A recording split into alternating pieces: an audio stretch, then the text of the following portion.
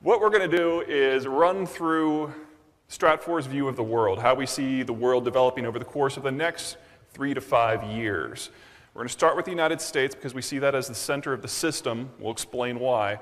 And then we're going to go into the rest of the planet. First things first. The United States stands out among the major powers on the globe for one very important reason, the blue and the red on this map.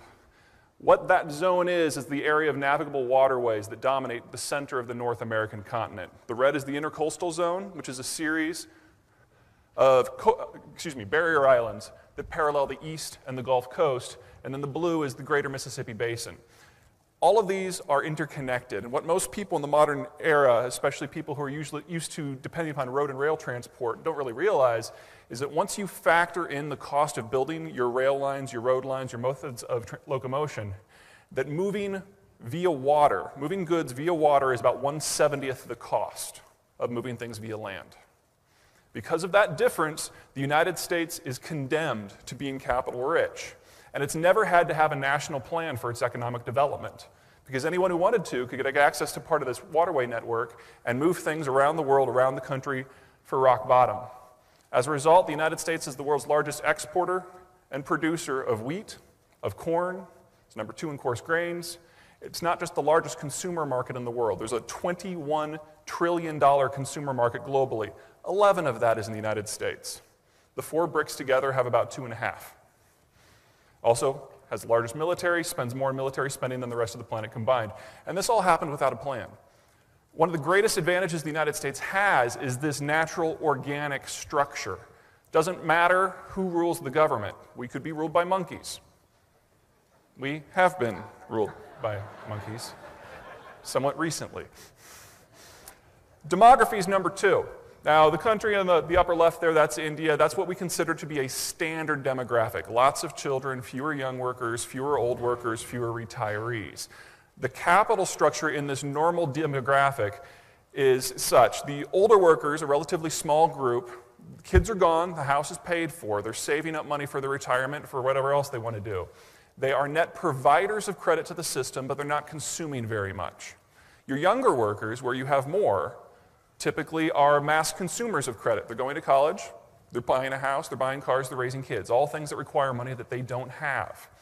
Consuming huge amounts, providing very little capital to the system. So your normal demographic generates a relatively strict capital system where the capital is in high demand. You folks are on the leading edge of a global demographic inversion. You have a huge number of mature workers, but not very many young workers. You do have strong immigration, but because you don't share a land border with the source of that immigration, they're older by the time that they get to you. Their kids have already grown up somewhat. And so you are extraordinarily capital rich right now. In fact, you're the most capital rich on a per capita basis of any country in the world. That's one of the reasons why your costs of development now seem so manageable, because you have so much free money flowing around in your system. Honestly, that is part of what has made Alberta possible these last 10 years. However, those people are about to retire. And at that point, you're going to have a shrinking demographic and a rapidly aging one. And that bulk of people that are currently at the height of their productive lives, instead of providing capital to the system, are going to retire with their capital. Something to keep an eye on. You're just the first. The entire developed world is nipping at your heels. And so a lot of us are watching Canada to see what happens with tax policy here when you move from a system of relative capital richness to a system of relative capital poverty, really in just the next 10 years. We're watching you. We're not watching the Americans. The Americans have a replacement generation down here. We call them Gen Y. They're my interns. I treat them like crap. Because in 10 years, when the baby boomers retire, Gen Y is going to be in charge. Smaller generation, the boomers are the largest in our history in terms of per capita or proportion of the population. Gen X, myself, we're the smallest. So we're going to be in a system where the Gen X, relatively small group, is providing credit to Gen Y, a relatively large group. I will be able to charge kidneys and interest. I intend to charge kidneys and interest. I'm A positive, by the way. So, that's the system. The Americans are very powerful, they're large and in charge, and demographically they're relatively stable, so they're going to be with us for a while.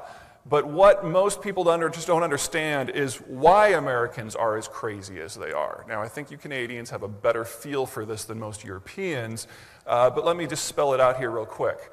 The first century of a culture's modern history is what determines how they see the world. In the case of the United States, the settler period, when we were pushing west, we found more, better, and more connected lands the further that we went. For the first century of our existence, everything got better every year. And so we don't have ingrained into our mindset the idea that something might go wrong from time to time, because it always got better. And so what happens on those rare occasions when the rest of the world reaches out and touches you on their terms instead of yours? Well, we flip out. As a culture, Americans are manic depressive because we have long stretches where we're convinced that things can, should, shall, will, divine intervention must get better every day, and then every once in a while, things don't.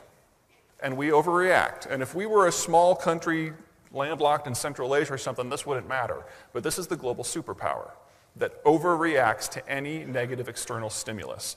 A few specific examples. Sputnik's a fun one. Let's be honest, it was a beeping aluminum grapefruit. The United States became convinced that because of this grapefruit, that the Cold War was over and we had lost.